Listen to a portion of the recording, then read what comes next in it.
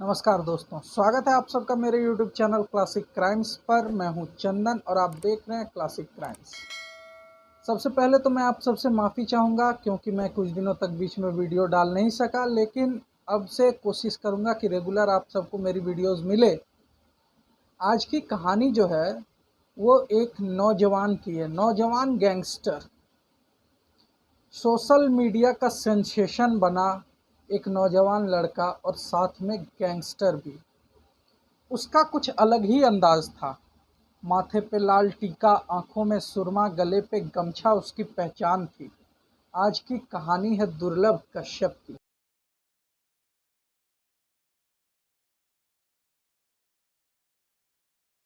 तो चलिए कहानी को शुरू करते हैं। 8 नवंबर साल 2000 में जन्मा दुर्लभ कश्यप।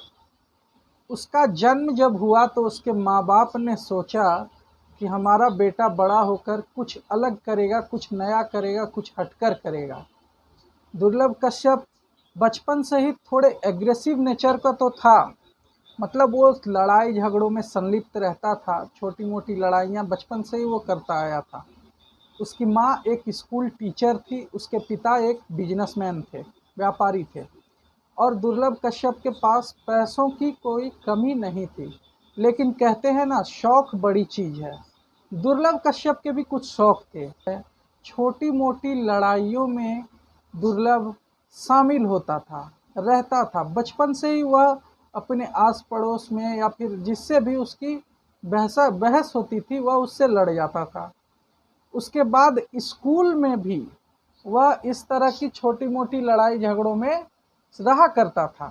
यहाँ तक कि उसका दबदबा स्कूल में इस कदर बढ़ा कि वह अपने जूनियर्स और अपने सीनियर्स के बीच में होने वाले लड़ाई झगड़ों को निपटाना शुरू कर दिया। उसने फिर अपना एक गैंग तैयार किया, स्कूल में ही अपना एक गैंग तैयार किया।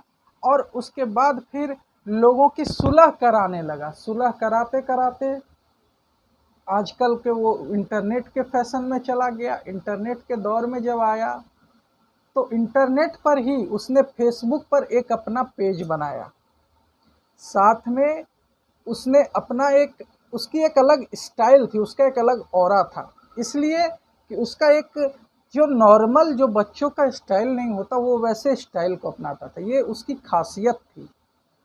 वह हमेशा अपने माथे पर एक लाल टीका लगाता था, आंखों में सुरमा लगाता था, गले पे गमछा रखता था। ये उसकी पहचान थी दुर्लभ कश्यप की। और जो भी उनसे उनके आसपास में रहते थे वह उसे देखकर बहुत आकर्षित होते थे। ये उसका अलग स्टाइल था और इसी स्टाइल के कारण वह सोशल मीडिया पर भी काफ़ी छाया, काफ़ी ट्रेंडिंग में रहा। लोग उसके फ़ैन होते गए। ज़्यादातर उस उम्र के बच्चे 16 साल के से लेकर 20-22 साल तक के बच्चे उसे फॉलो करने लगे, उसके गैंग में जुड़ने की कोशिश करने लगे। और फिर धीरे धीरे उसका गैंग काफ़ी बड़ा होता चला गया। उसी बीच उसने कई सारी लूट की घटना और कुछ घटनाओं को अंजाम दिया। साल 2018 में वह पुलिस की गिरफ्त में आ गया। साल 2018 में उज्जैन में उसे पुलिस ने पकड़ लिया। पुलिस ने जब पकड़ा तब उसके बारे में और उसके गैंग के बारे में कुछ बातें पुलिस को पता चली। उनके गैंग में जितने भी लड़के थे वो सारे या तो नाबालिग थे या फिर 20-22 साल तक की उम्र के थे।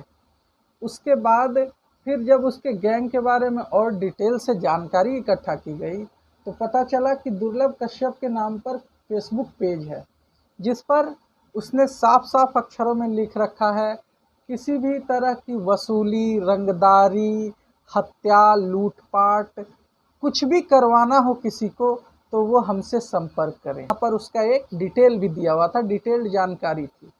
और इस तरह वह लोग उसे कांटेक्ट कर सकते थे। फेसबुक पेज पर उसने बकायदा अपने गैंग का और अपना एक प्रचार प्रसार किया हुआ था जिस पर वो अपने गैंग को चलाता था। और साथ ही उसने कुछ घटनाओं को भी अंजाम दिया था। उसके पास हथियार भी थे। तो पुलिस ने उसे पकड़ लिया। पुलिस ने जब उसे पकड़ लिया तो उसके बाद फिर उसके बारे में और जो जानकारियाँ मिली कि उसके गैंग के कुछ रूल्स थे। रूल्स क्या क्या थे? तो रूल्स में था कि उनके गैंग का कोई भी लड़का, कोई भी सदस्य किसी लड़की को गलत नज़र से नहीं देखेगा। मतलब लड़कियों के मामले में ये बहुत अच्छा था। ये तो है, ये उसकी एक खासियत है, वो लड़कियों के मामले में काफ़ी अच्छा था। और जो भी मतलब कोई अपराध जब उन्हें करनी हो तो वो नशा नहीं करते थे। अपराध करने के वक्त में उनका एक ये मोडस ऑपरेंडी था, या उनका एक तरीका था कि अपराध करने के समय में सभी के सभी लोग नशा नहीं करते थे। दुर्लभ कश्यप महाकाल का बहुत बड़ा भक्त था। भक्त था मतलब महाकाल को वो बहुत मानता था। महाकाल की नगरी से भी था, उज्जैन से था, तो वो महाकाल को मानता अधिक था। उन्हीं की तरह उन्हीं की पूजा करता था और उन्हीं को मानता भी था।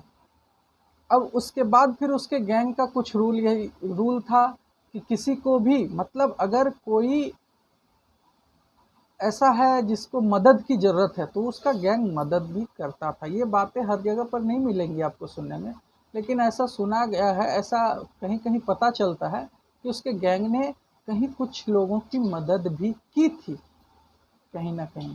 और ये सब चीज़ें बताती है कि दुर्लभ कश्यप दिल का तो बुरा नहीं था, लेकिन अब जो भी था वो एक गैंगस्टर था। पुलिस की नज़र में, कानून की नज़र में एक गैंगस्टर था। उसे जेल हुई, जेल जाना पड़ा, लेकिन उस वक्त तक दुर्लभ कश्यप ने अपने काफ़ी गैंग्स दुश्मनों को बना लिया था। उसके दुश्मन भी काफ़ी हो गए थे। जैसे उसका गैंग बड़ा हुआ, उसके दोस्त अधिक हुए, वैसे ही उसके दुश्मन भी बढ़ते चले गए।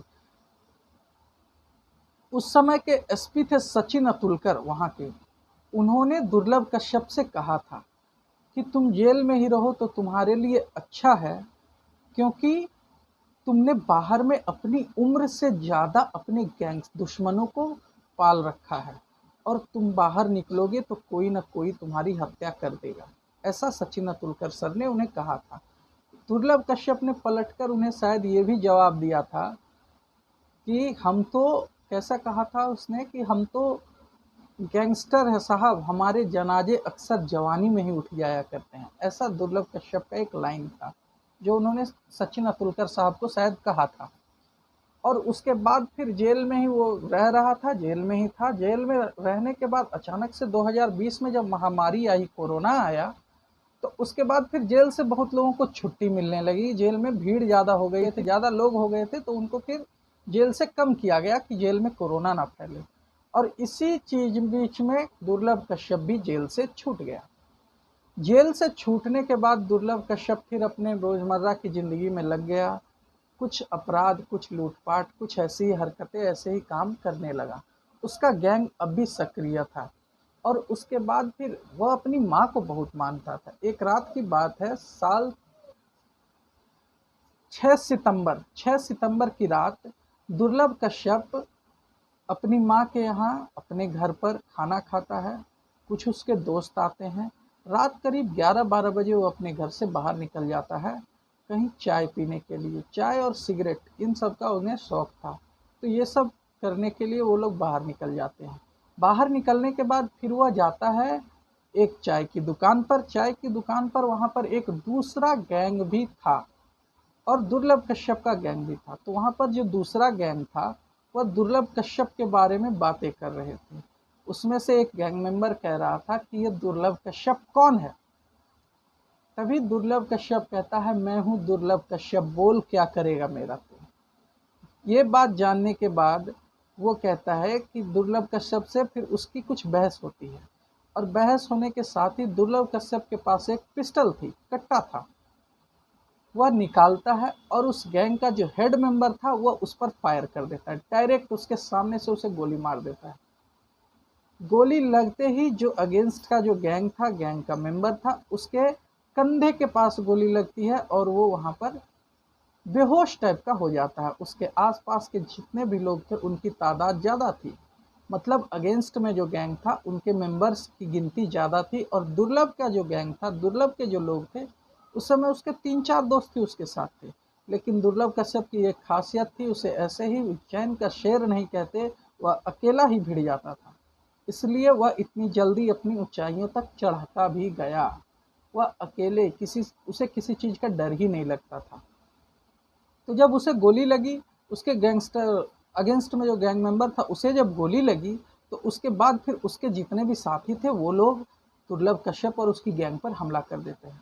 हमला करने के साथ ही ऐसा कहा जाता है कि जो उसके कुछ दोस्त थे वो भाग गए, और वहाँ पर जो दुर्लभ कश्यप था वो भी वहाँ से भागने की कोशिश करने लगा, लेकिन वो भागते भागते एक गराज में जा छिपा। गराज में जाने के बाद वहाँ पर वह छिप गया और फंस गया, एक तरह से अकेला फंस गया, और उसके सारे जो दोस्त इधर उधर भाग गए थे। तो जो अगेंस्ट के जो गैंग मेंबर्स थे उन्होंने किसी तरह से दुर्लभ कश्यप को घेर लिया, और घेरने के बाद उसके शरीर पर करीब 25 बार चाकू से लगातार वार किया।